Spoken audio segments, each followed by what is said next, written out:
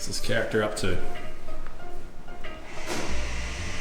Check out this new camera strap, because we've got our hands on. Oh. Hello. This is the brand new top secret Canon mirrorless camera. We got 2 days, 2 nights. We're gonna check it out, see what it's like for shooting video. Let's get into it. We're gonna need this, you reckon?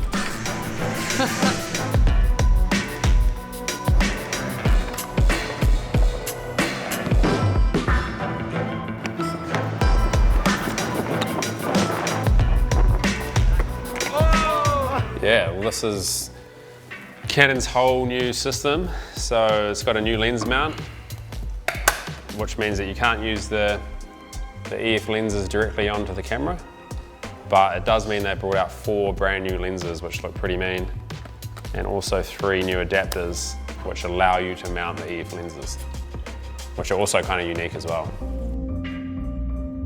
The EOS R still has the Canon look and feel, however the design has been modernised. Its size and weight sits under the 6D2 and includes a decent sized grip. Besides the obvious changes in form factor, almost everything has been updated right down to the way you set exposure. At the top of the camera there is an OLED screen, a record button and a mode dial. The rear of the camera looks similar to some other Canon cameras, however they have removed the aperture dial and there is a new touchpad for adjusting ISO.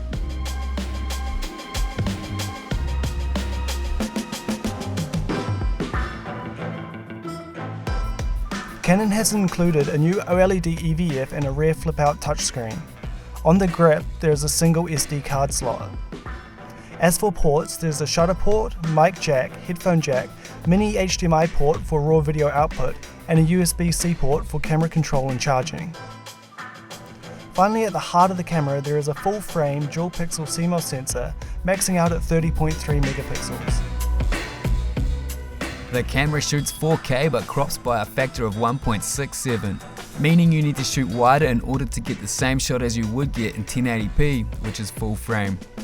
The 4K looks really good and sharp, especially when C-Log is enabled, which gives you greater dynamic range and more room to move in post. Using an external recorder lets you record a higher quality C-Log image in 10-bit 422 compared to 8-bit 420 internally. This makes for a great B-cam when combined with Canon's other professional cinema cameras.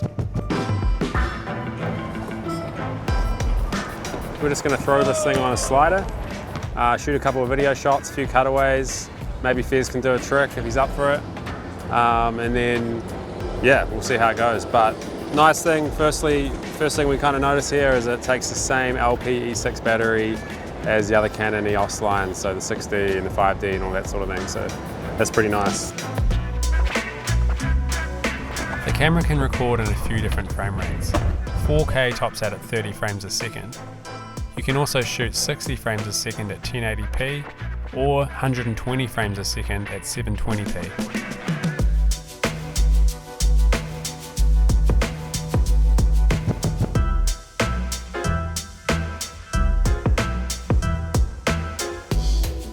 Like all the other Canon cameras, this camera has dual pixel autofocus, which makes it pretty sick for running on gimbals and things like that.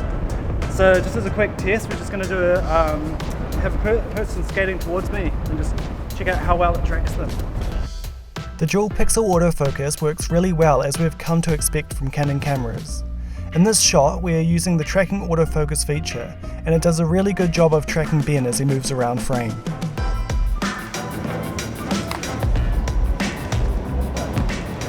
Going good. Feels like it's tracking. It's a little bit hard to see the screen on the gimbal because it doesn't tip out the right way, but super quick tracking the dual pixel autofocus back.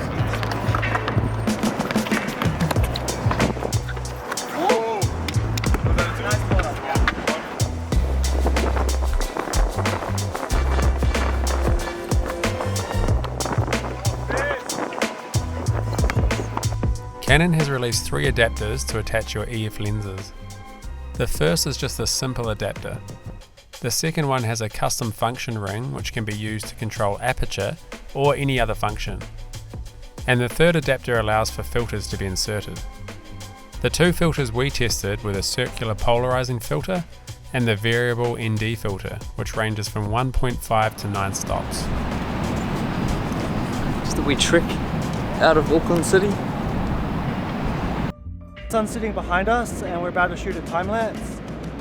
It's still a bit bright, so we've just chucked on an ND filter into this adapter, and we're going to just test out a long exposure time lapse and see how it looks. Due to the new RF mount being larger, Canon have released new, faster and sharper lenses. The most exciting of the 4 new lenses is the new 28 to 70mm with an aperture of f2.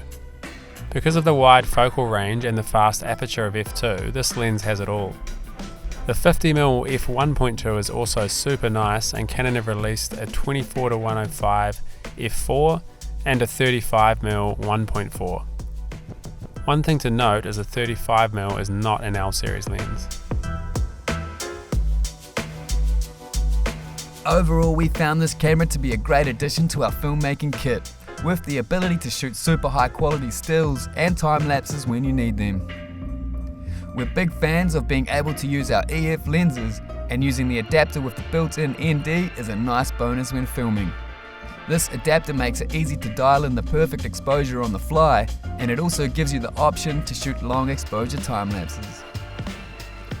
The crop factor in 4K can make life a little difficult in some situations for video. However, the combination of the dual pixel autofocus, flip out screen, Canon color science, and 4K video makes this a killer camera and a versatile shooter which is hard to beat.